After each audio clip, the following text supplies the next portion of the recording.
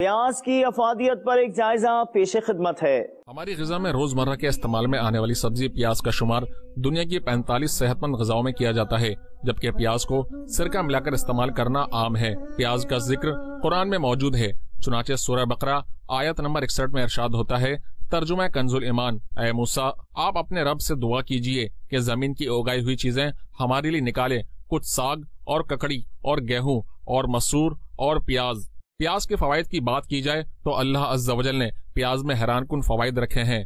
متعدد سائنسی تحقیقات کے مطابق یہ سبزی اینٹی آکسیڈنٹ مادوں سے بھرپور ہوتی ہے اور شوگر اور کینسر جیسی بیماریوں سے لڑنے میں بھی انسانی جسم کو مدد فراہم کرتی ہے۔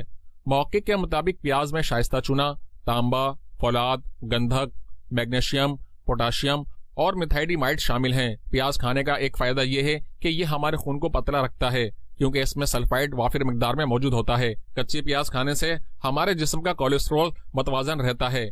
پیاز دل کی بیماریوں سے محفوظ رکھتا ہے۔ سرخ پیاز کا استعمال کینسر کی بیماری میں مفید ہے۔ دما میں کچی پیاز کھانا مفید ہے۔ پیاز فالج سے بھی محفوظ رکھتی ہے۔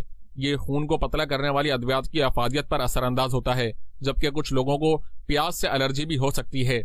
عبد المصطفیٰ اعظمی علیہ رحمت القوی فرماتے ہیں، لو سے بچنے کے لیے تیز دھوپ میں سفر کرتے وقت جیب میں ایک پیاز رکھ لینا چاہیے۔ مزید فرماتے ہیں، ہیضہ کے حملے سے بچنے کے لیے پیاز کا سرکہ، لیمو اور پیاز کا بکثرت استعمال کرنا چاہیے۔ احتیاط کیجیے کہ پیاز کے چھلکے نہ جلائے جائیں کہ پیاز کے چھلکے جلانے سے رزق میں تنگی آتی ہے۔ یہ بات بھی یاد رکھیں، کچا لہسن، پیاز یا مولی کھا کر جب تک منہ میں بدبو باقی رہے مسجد میں جانا جائز نہیں۔ یہی حکم ہر اس چیز کا ہے جس میں بدبو ہے کہ اس سے مسجد کو بچایا جائے اور اس کو بغیر دور کیے ہوئے مسجد میں نہ جایا جائے۔